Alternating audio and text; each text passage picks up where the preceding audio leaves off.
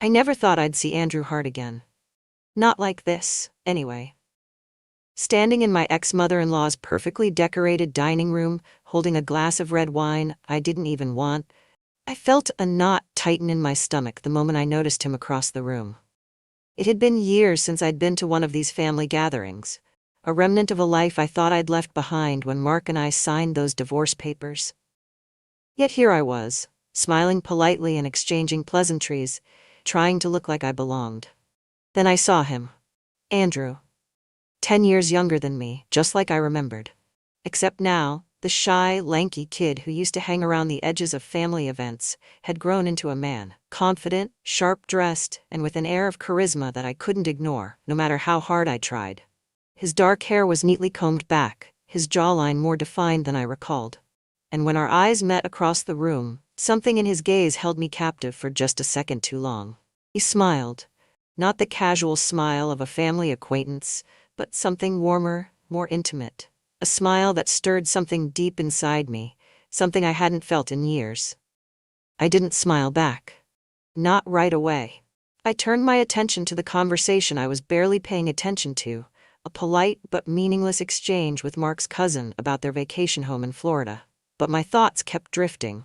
I could feel Andrew watching me, and no matter how hard I tried, I couldn't ignore the magnetic pull of his presence. When I finally gave in and glanced his way again, he was already walking toward me. "Lisa," he said, his voice lower than I remembered, smooth and deliberate. "It's been a while," I felt my breath hitch. "Andrew," I replied, forcing a polite smile. "It has. You look different," he chuckled, a soft, knowing laugh. "It's been 10 years. I'd hope I've changed a little." 10 years. 10 years since I'd last seen him, back when he was still a law student and I was still Mark's wife. Back when I'd been too caught up in trying to hold together a marriage that was already crumbling to notice much of anything else.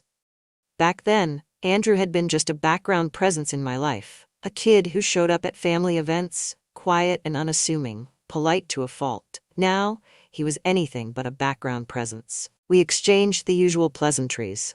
"How have you been? What have you been up to?" And I tried to keep the conversation light, casual. But there was an undercurrent to his words, a weight in his tone that made my pulse quicken. He asked about my work, and I told him about my interior design business, how it had been a struggle at first, but was finally starting to take off. He listened intently, his dark eyes never leaving mine, and I found myself talking more than I intended, saying things I hadn't planned to share. "It must be nice," he said after a pause, "to be doing something you're passionate about." There was a sincerity in his voice that caught me off guard. It felt like a pointed comment, a subtle acknowledgement of the years I'd spent in a marriage where my passions had always taken a back seat. "It is," I said, my voice softer than I intended. The conversation was interrupted by Mark's mother calling everyone to the dining table. And for a moment, I felt a wave of relief. I needed space to breathe, to sort through the swirling emotions that Andrew's presence had stirred up. But as we sat down to dinner, I realized he was seated directly across from me. Throughout the meal, I was hyper-aware of him. The way his gaze lingered on me a fraction too long, the subtle curve of his lips when he smiled, the way his fingers played idly with the stem of his wine glass. It was maddening. I told myself I was imagining it, that this was nothing more than an innocent reunion, but the tension crackling between us was impossible to ignore. After dinner, as people drifted toward the living room for coffee and dessert, I found myself outside on the patio, needing fresh air. The cool night breeze felt like a reprieve from the stifling atmosphere inside, but it did little to calm the storm brewing inside me. I didn't hear him approach. "I thought you might need some air," Andrew said, his voice startling me out of my thoughts. I turned to see him standing a few feet away, his hands in his pockets, a small, almost hesitant smile on his face. "I'm fine," I said quickly, too quickly. "You seemed tense in there," he said, stepping closer. I opened my mouth to protest, to say something dismissive, but the words caught in my throat. He was standing too close now, his presence too overwhelming. I could feel the heat radiating off him, could see the way his eyes searched mine as if he was trying to read the thoughts I was too afraid to admit, even to myself. "It's been a long night," I said finally, my voice barely above a whisper. He nodded, his gaze never wavering. I missed you, you know. After you and Mark split, I missed having you around. The words hit me like a punch to the gut. There was something raw in his tone, something vulnerable that made my chest tighten. I didn't know what to say, how to respond. So I didn't. For a long moment, we just stood there, the silence between us heavy and charged. And then, before I could stop myself, I said the words I'd been trying so hard to ignore. I missed you too. It was a confession I hadn't planned to make, one that hung in the air between us like a ticking time bomb. And when he took another step closer, his hand brushing lightly against mine, I knew there was no turning back. That night was supposed to end there, on the patio, with an unspoken understanding that we had crossed a line. But it didn't. I went home, pouring myself a glass of wine and collapsing onto the couch, my thoughts tangled and restless. I told myself it was just nostalgia, a fleeting attraction to a man I barely knew. Andrew was just a remnant of my past, a piece of a life I'd left behind. But then my phone buzzed. It was a text. From him. Are you home safe? 3 simple words, but they hit me harder than I expected. No one had asked me that in years. Not Mark, not anyone. I hesitated before replying. Yes, thanks for checking. His response came almost immediately. I meant what I said tonight. I missed you. I stared at the screen, my heart pounding. This wasn't innocent anymore. I knew I should shut it down, tell him this was inappropriate, but instead, my fingers hovered over the keyboard. I missed you too, I typed, before I could talk myself out of it. What followed was the kind of back and forth that felt harmless on the surface, but carried an undercurrent of danger. He asked about my work, my life, my divorce. He told me about his job, how he'd moved back to town a year ago after landing a position at a high-profile law firm. He said he hadn't seen Mark in months, that their relationship had always been distant. And then, just as I was about to end the conversation, he said it. Can I see you? The first time it happened, it was almost accidental. He showed up at my shop the next evening, claiming he was just passing by. It was late, just before closing, and the place was empty. He leaned casually against the counter, his tie loosened, his sleeves rolled up, and that damn smile playing on his lips. You look tired, he said, his tone gentle, almost teasing. It's been a long day, I replied, trying to keep my voice steady. He glanced around the shop, his eyes lingering on the details, the carefully arranged furniture, the swatches of fabric I'd been sorting through. You've done well for yourself, he said. This place suits you. Thanks, I said, crossing my arms over my chest, more to create a barrier between us than anything else. He stepped closer, his eyes locking on mine. Lisa, he said, his voice low, tell me to leave, and I will. But if you don't. He didn't finish the sentence, and he didn't need to. The air between us was electric, the tension unbearable. My heart was pounding so hard I thought he could hear it. I should have told him to leave. I should have put an end to it, right there. But instead, I found myself stepping closer, my breath hitching as his hand brushed lightly against my arm. And then, before I could think better of it, his lips were on mine. The kiss was tentative at first, almost hesitant, as if he was waiting for me to pull away. But when I didn't, it deepened, his hands tangling in my hair as he pressed me against the counter. It was reckless and desperate, a collision of years of pent-up emotions and unspoken desires. I didn't think about the consequences, didn't think about anything except the way he felt against me. The way his hands roamed my body as if he couldn't get enough. The second time was planned. He texted me 2 days later, I can't stop thinking about you. Neither could I, though I didn't admit it. Instead, I told him it was a mistake, that it couldn't happen again.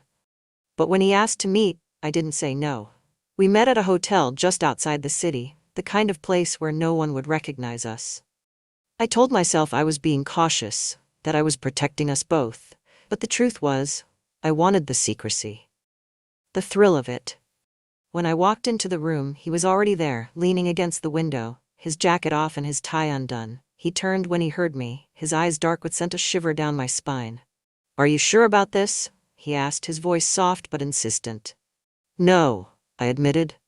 But I'm here. That was all the confirmation he needed. He crossed the room in 2 strides, pulling me into his arms, and for a moment, everything else disappeared. The guilt, the fear, the voices in my head telling me this was wrong. It all faded away as his lips found mine, as his hands explored my body with a hunger that matched my own. What followed was a blur of passion and intensity, a tangle of limbs and whispered names, of heat and urgency that left me breathless and trembling. Over the next few weeks, our affair became a routine. We met in places that felt safe. Anonymous hotel rooms, the back seat of his car, even my shop after hours. Each encounter was more intense than the last, as if we were trying to make up for lost time, to consume each other before reality caught up with us. But reality always did.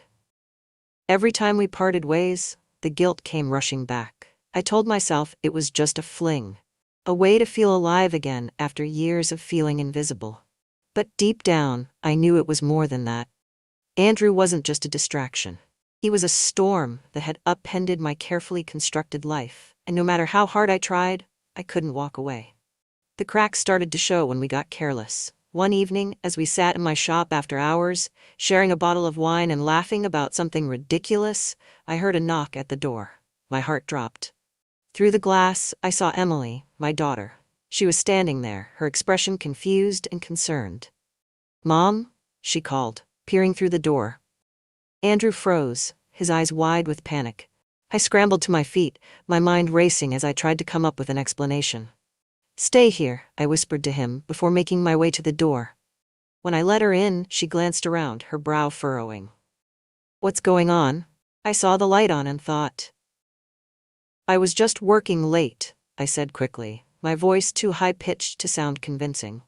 She didn't seem convinced, but she didn't push. Still, as I walked her out to her car, I couldn't shake the feeling that she'd seen something she wasn't supposed to. That was the night I realized we were playing with fire, and it was only a matter of time before we got burned. It all started unraveling faster than I could handle. For weeks, Andrew and I had been living in a bubble, one that seemed impenetrable despite the risks. We met in secret, exchanged texts that made my heart race, and created a fantasy world where it was just us. But that fantasy began to crack when real life started creeping back in. The first real sign was Emily. She hadn't said anything outright, but ever since the night she'd caught me at the shop, her behavior had shifted. She came around more often, lingered in conversations, and watched me with a kind of quiet curiosity that made my skin crawl. I could feel her piecing things together, even if she didn't have the full picture yet. But it wasn't Emily I should have been most worried about. It was Mark. I was at the shop late one evening, waiting for Andrew. We hadn't been able to see each other for over a week, and the tension between us had grown unbearable. He'd promised to come by after work, and I was pacing the floor, trying to focus on rearranging a display while I waited. When the doorbell jingled, I turned, expecting to see him. But it wasn't Andrew, it was Mark. He stood in the doorway, his tall frame silhouetted against the fading light outside. He looked the same as always, impeccably dressed, his expression unreadable. But there was something in his eyes that made my stomach twist. "Mark," I said, trying to keep my voice steady, "what are you doing here?" He stepped inside, closing the door behind him. "I needed to talk to you." I hadn't seen Mark in months. Our divorce had been finalized years ago, and while we'd remained civil for Emily's sake, we rarely spoke unless it was absolutely necessary. The suddenness of his appearance, combined with the sharp edge in his tone, set my nerves on edge. "What's going on?" I asked, crossing my arms over my chest. He didn't answer right away. Instead, he glanced around the shop, his eyes lingering on the wine glasses sitting on the counter, the remnants of my last meeting with Andrew. "I've been hearing things," he said finally, his voice low. "About you and Andrew." My blood ran cold. For a moment, I couldn't speak. I just stared at him, my mind racing. How could he know? We'd been so careful, at least I thought we had. "I don't know what you're talking about," I said, my voice shaky. He laughed, a bitter, humorless sound. "Don't play dumb, Lisa. I've seen the way he looks at you, and I'm not the only one who's noticed." I felt the walls closing in around me. "This is ridiculous," I said, trying to sound indignant. "Andrew and I are just friends." Mark stepped closer, his eyes narrowing. "Friends don't meet in hotel rooms, Lisa." The words hit me like a slap. My mouth went dry, my heart pounding so hard I thought it might burst. How did he know? Had someone seen us? "I don't know what you think you know," I said, trying to keep my voice steady. But this conversation is over. I moved to step past him, but he grabbed my arm, his grip firm but not painful. "Don't you dare walk away from me," he said, his voice sharp. "Do you have any idea what kind of mess you're creating? This isn't just about you, Lisa. This is about Emily. About our family." I yanked my arm free, my anger flaring. "Our family? Don't you dare lecture me about family, Mark. You were the one who destroyed it, remember?" For a moment, he looked taken aback, his jaw tightening. Then he stepped back, his expression hardening. "You're going to end it," he said, his tone leaving no room for argument. "Whatever this thing is between you and Andrew, it's over. Do you understand me?" I didn't answer. I couldn't. I just stood there, my chest heaving, my hands trembling. When Andrew arrived later that night, I was still shaken. I told him what had happened, how Mark had confronted me, and for the first time, I saw a side of him I hadn't seen before. He was furious. "Who the hell does he think he is?" Andrew said, pacing the floor, his hands clenched into fists. "He doesn't own you, Lisa. He doesn't get to tell you what to do." "It's not that simple," I said, my voice barely above a whisper. "He could ruin everything, Andrew. If he tells Emily." "He won't," Andrew said, cutting me off. "He's just trying to scare you. Don't let him." But it wasn't just Mark I was scared of. It was everyone, the entire family. The thought of them finding out, of their judgment, their disappointment, it was too much.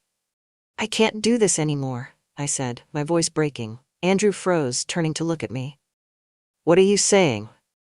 "I'm saying this has to stop," I said, tears streaming down my face. "We've gone too far, Andrew. It's only a matter of time before everything falls apart." He stared at me for a long moment, his jaw tight, his eyes burning with a mix of anger and hurt. "So that's it?" he said finally. "You're just gonna let him control you? Let them win?" "This isn't about winning," I said, my voice trembling. "This is about survival." He shook his head, a bitter laugh escaping his lips. "You're scared, Lisa. That's all this is. You're scared of what they'll think, of what they'll say, but what about what you want? Doesn't that matter?" I didn't answer. I couldn't. Because the truth was, I didn't know what I wanted anymore. The breaking point came a few days later. Emily showed up at my house unannounced, her face pale, her eyes wide with something I couldn't quite place. She sat me down at the kitchen table, her hands shaking as she pulled out her phone and placed it on the table. "Mom," she said, her voice trembling, "I need you to tell me the truth." I stared at her, my heart sinking. "About what?" She unlocked her phone, sliding it across the table. On the screen was a photo, grainy and slightly out of focus, but unmistakable. It was me and Andrew, sitting together in a hotel lobby, our heads close, our expressions too intimate to be mistaken for anything innocent. "Where did you get this?" I asked, my voice barely above a whisper. "It doesn't matter," she said. "What matters is that it's real. So just tell me, Mom, is it true?" I opened my mouth to deny it, to come up with some excuse, but the look in her eyes stopped me. She already knew. "Yes," I said finally, my voice breaking. "It's true." The silence that followed was deafening. The fallout was worse than I could have imagined. Mark found out, of course. Emily told him, though she didn't mean to. And once he knew, it was only a matter of time before the rest of the family did too. The looks, the whispers, the outright confrontations, I felt like I was drowning in a sea of judgment and condemnation. And through it all, Andrew was there, steadfast and unrelenting. He wanted to fight for us, to prove that what we had was worth the chaos it had caused. But I wasn't sure I had the strength. Because the truth was, I didn't know if love was enough. For days after Emily's confrontation, I barely left the house. The weight of what had happened, of what I had done, was suffocating. Every time my phone buzzed, my stomach churned, expecting another wave of fallout. Andrew called, texted, even showed up at my shop once, but I couldn't bring myself to face him. I needed time to think, but time didn't offer the clarity I was hoping for. Instead, it gave me space to drown in guilt and regret. Not just for what I had done to my family, but for what I had done to myself. The day everything came to a head was one I'll never forget. Mark showed up at my house in the late afternoon. He wasn't angry like he had been at the shop. This time, he was calm, calculated, and cold, which somehow felt worse. "We need to talk," he said, walking past me into the living room before I could say no. I followed him, my heart pounding. He sat on the couch, his posture stiff, his hands clasped tightly together. Emily told me everything, he began, his voice steady but sharp. And I need to know if it's true. All of it. I nodded, my throat too tight to speak. Do you have any idea what this has done to her? He said, his voice rising slightly. To us? She doesn't know how to look at you anymore, Lisa. She feels like she doesn't even know who you are. That's not fair, I said, finding my voice. I'm still her mother. I still love her. Do you? He snapped, his eyes narrowing. Because it doesn't look like love from where I'm standing. It looks like selfishness. Like you threw everything away for what? A fling? His words hit me like a slap, but I didn't argue. Because deep down, I wasn't sure he was wrong. I didn't plan for this to happen, I said finally, my voice breaking. It happened. And I know it was wrong, but it wasn't meaningless. Mark laughed bitterly. Meaningless or not, it's over. You're going to end it, Lisa, for Emily's sake, if nothing else. I didn't respond. He took my silence as agreement and stood, brushing past me without another word. That night, Andrew called again. This time I picked up. I need to see you, he said, his voice urgent. We can't, Andrew, I said, my voice trembling. This has gone too far. It's hurting everyone. What about us?